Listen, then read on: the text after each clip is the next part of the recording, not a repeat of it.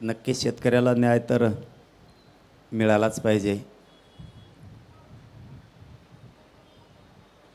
न्याय मिळण्यासाठी सगळा शेतकरी राज्यातला सगळा एकवटला एकवटणारसुद्धा आहे. त्यात काय दुमत असण्याचं कारणच नाही आहे. कारण शेतकरी वाचला तर आपण सगळे वाचणार आहेत.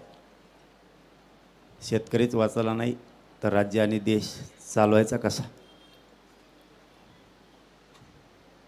चांगल्या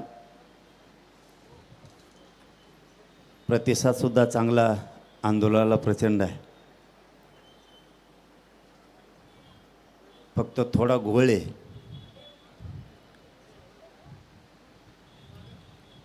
तुम्ही कितीही पोटतिडकीनं केलं तरी लोक त्याला राजकारणच म्हणणार आहेत.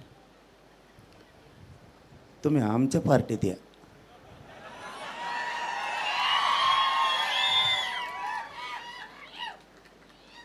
आमच्या पार्टीत लय मसाळा आहे. तुम्ही कुठं बसा उठणार नाहीत. तुम्ही काहीही मागा टेन्शन नाही. तुमच्या पार्टीत अवघड आहे हो हे प्रश्न सोडीन. आमच्या पार्टीत आलं ना अशी गर्दी अशा मागण्या कुंकडवी धडाधडा सुरू असतं सगळं. मग तुमच्या पोटतिडकीला किती किंमत दिली जाईल माहीत नाही. किती अराजकीय म्हणलं तरी मान्य किती जणांनी करायचं आहे याच्यापर्यंतसुद्धा विषय. पण आपण शेतकऱ्यासाठी बसलोत. माझं तरी मत आहे आपण या आंदोलनात तरी त्यांना शेतकऱ्याची लढाई म्हणून सगळ्यांनी बघावं. आपण का त्यांच्या राजकारणासाठी किंवा कोणाच्या याच्यासाठी आलेलो नाही आहेत. ते शेतकऱ्यासाठी लढायला लागलेत. आपणसुद्धा सगळे शेतकरी म्हणून साथ द्यायला हरकत नसावी. आता मैताशी पंचायत होणार आहे. आता मी इथून गेलो की म्हणते नाही पवाराचा माणूस. परदेशी रातभर मी देवेंद्र फडणवीसचा माणूस होतो. आता तिथून सुटन आणि तुमच्या गळ्यात गुंतणार आहे मी. आता महिले फरफट चालू आहे. मी ज्याला भेटायला जाईन त्याचाच माणूस आहे म्हणते ती. पण माझी प्रामाणिक भूमिका असती. जिथं जिथं समाजावरती अन्याय होईल त्या ठिकाणी आम्ही सगळेजण धावून जातो. त्याच्यात मात्र कसलीही काटकसर आम्ही कधीच करत नाहीत आणि कधी करणारसुद्धा नाही. बच्चू भाऊ बसले होते त्यावेळेसही आम्ही सगळे गेलो होतो. ते मग भाजपचे होते तरी आम्ही गेलो होतो. कुणी कुठल्याही पक्षाचा असो शेतकऱ्यांच्यासाठी कोणी मैदानात असेल तर आम्ही सगळेजण कायम सोबतीला आहेत. उद्या जर वाटत असलं कोणाला की मी यांच्याकडे भेटीला आलो आहे म्हणजे यांचा माणूस उद्या भाजपचे सुद्धा लोक बसा उपोषणला बघा मी येतो की सगळ्यात आधी. फक्त ते नावं ठेवू नये. ते त्यांच्या भूमिकेवर आहेत. आम्ही आमच्या भूमिकेवरती ठाम आहेत. भूमिका शेतकऱ्याची आपण सगळ्यांनी बळ दिलं पाहिजे. त्यांनी मला एक आत्ता GR दाखवला आहे. त्याच्यात त्यांनी सांगितलं शब्दाचा खेळ कसा असतो. भाऊ 3 वर्ष झालं मी तेच बघून बघून बेजार झालो आहे. कोंकड कानान कोंकड मात्र हानतेन तळाला मिळणे मग अवपोषण करू करू फेस पाडीला आहे त्यांनी. तुम्हाला तर त्याच्यातलं लवकर कळलंच पाहिजे कोंकड काय हो केलं आणि काय नाही ते. आईला पण मग एक प्रश्न आहे राव. तुम्हाला उपोषणला बसायची वेळच नाही यायला पाहिजे. मोदी साहेब पवार साहेबाला तांब्या भरून पाणी देते.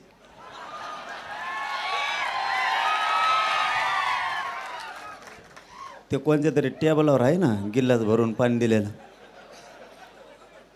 आणि मग मोदी साहेब जर एवढा जीवला तर तुम्ही उपोषणाला बसून का मग हाडकं मोडून घ्यायला लागले उगाच उगा. पवार साहेबाला सांगा एक फोन फिरावं म्हणा तिकडं काय जेवण कशाला ताण घ्यायचा उगाच. शेतकऱ्याचं तरी कल्याण होईल. त्यांचं तर चांगलं आहेच ना. तुमच्यावरती तरी कशाला ही उपोषणाची वेळ यायला पाहिजे. आणि माझं एक दुसरंही प्रामाणिक मत आहे. जर सरकार तुम्हाला बोलवत असलं तर तुम्ही चर्चा करून मार्ग काढावा. माझं प्रामाणिक मत सांगितलं मी तुम्हाला. नाही ऐकल्यावर बघू. सध्या जर मी चॅनलला पण बघितलं ते भरणे मामा म्हणलेत असं करूयात तसं करूयात, मला वाटतं विश्वास ठेवावा एकदा. आम्ही ठेवला होता. आयला तसं नाही रे, तुम्ही हसू नका रे, पोट्टे असे आहेत ना. मग तसा विश्वास नाही रे, एकदा त्यांची पहिली सुरुवात हे. मग जर म्हणत असले तर एवढे बरं जाऊन द्या ना, काय त्याला. तर भरणे मामा भरणे मामावर विश्वास ठेवा एकदा. आता आणखीन महाजन साहेब येणार आहेत म्हणले आत्ता. एकदा जाऊन द्या, ठेवा विश्वास. काय आमचं बरं चाललं हो. पण सध्या आमच्या आत्ताशिक मागण्यात 3 वर्षात मान्य केल्यात, म्हणून मी आत्ताशिक त्यांना बरं म्हणायला लागलो. तरी त्यांना दाखवता आज जोडी तुक्का काय नु इकडे गेल्यावर. कारण आता सध्या JR काढणं चालू आहे शिक्षणाचे. मराठा आणि कुणबीचं मंत्रालयाचं काढणं चालू आहे. आता चांगलं काम करतात म्हणल्यावर चांगलं म्हणायचे मला सवय नसतं, नंतर लयत असतो मी घोडे. त्यामुळं खरंच सध्या काम करतात, त्याच्यामुळं मी काय सध्या बोला ना हवा त्यांना. परत तुम्ही म्हणता फुटला काय चाललंय. सध्या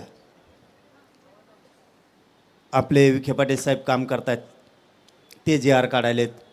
आमच्यामध्ये होरगडाला लाडभाऊ आलेत, प्रसाद लाडसाहेब.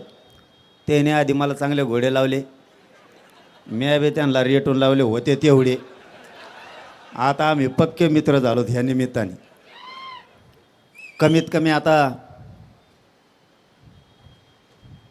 विखे पाटील साहेब आणि प्रसाद लाडसाहेब चांगलं काम करायला लागलेत.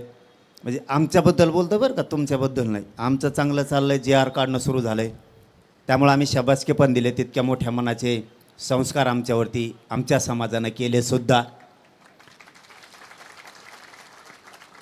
आणि राहिलेलेही कामं ते 22 तारखेपर्यंत करतोयत म्हणलेत. मग मला विश्वास थोडा पडला त्यांचा, म्हणून तुम्हाला बी ठेवा म्हणलो आल्या सरशी मी. म्हणजे आता आऊत हाणायला उभा राहिलो तर सगळंच आऊत हाणायला लागलो आपण. जर सरकार शेतकऱ्यांच्या बाजूनं तुमचा शब्द ऐकून जर पॉझिटिव्ह काही निर्णय घेणार असाल तर तुम्ही घ्यावं, चर्चेला जावं. उपोषण लय करू नका, लय बेकार आहे उपोषण. तुम्हाला काय सांगू भाऊ, तुम्हाला आता कळन. आता तुम्ही बसलात ना, तुम्ही 2-1 महिन्याने मला फोन केला करा, परदेशी केलता ना तसा 2-1 महिन्याने करा. तुम्ही म्हणते नाही उगच बसलो आहे, तिच्या यायला वैतागच झालं. कारण चांगल्याच्या बरगाड्या मोडा त्या दो लय बेकार आहे. मी आत्ता गाडीत गोळ्या घेतल्यात बार्शीच्या पुढं आल्या. इतकी प्रचंड आग होती. ठीक आहे, तुमचे तळमळे शेतकऱ्यांसाठी, त्याबद्दल तुम्हाला 100% मार्क आहेत, त्याबद्दल काही दुमत असायचं काही कारण नाही.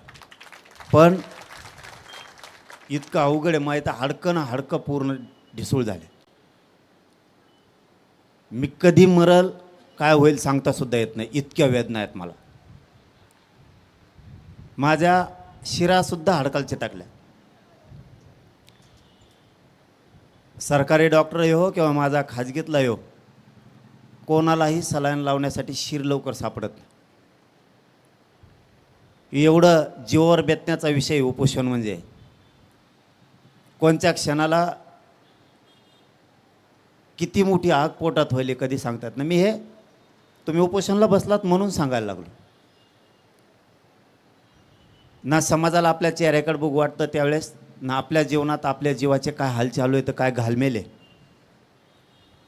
कोणत्या टायमाला किती अंग थरथर कापल, कधी चक्कर येईल काही सांगता येत नाही. तुम्ही राजकारणात आहेत म्हणून तुम्हाला हे सांगायलो. तुम्ही त्या व्यासपीठावरून जरी शेतकऱ्यांसाठी त्याच्यासाठी राजकीय व्यासपीठावरून लढले तरी काय हरकत नाही का, सल्ला नाही द्यायला मी तुम्हाला. तुम्हाला जर हेच करायचं असलं, माझं दुमत नाही आहे. परंतु तुम्हाला 4-5 पक्षांना ते व्यासपीठ आहेत भांडण्यासाठी तेवढ्या ताकदीचे. हे असलं हे आमच्यासाठी असते. आम्हाला तुम्ही 4-5 पक्षावले मोजत नाहीत, त्यावेळेस आम्हाला हत्यार उपसायला लागतं. कारण आमची पार्टी, म्हणून म्हणलं आमचे सगळे गळके पिळके सगळे आमच्याकडे असतात. आमच्या पार्टी चांगला माल तुमच्या 4-5 पक्षात असतो. सगळे कोण हुकलेले आमच्याकडे सोडून आमच्याकडे, त्यामुळं आम्हाला लढावं लागतं. तुमच्याकडं तेवढी मॅन पॉवर आहे, तुमच्याकडं पाचही पक्षाकडं प्रचंड मोठं ताकदीचं व्यासपीठ आहे, कार्यकर्ते पण तेवढ्या ताकदीचे. म्हणून तुम्ही त्या व्यासपीठावरून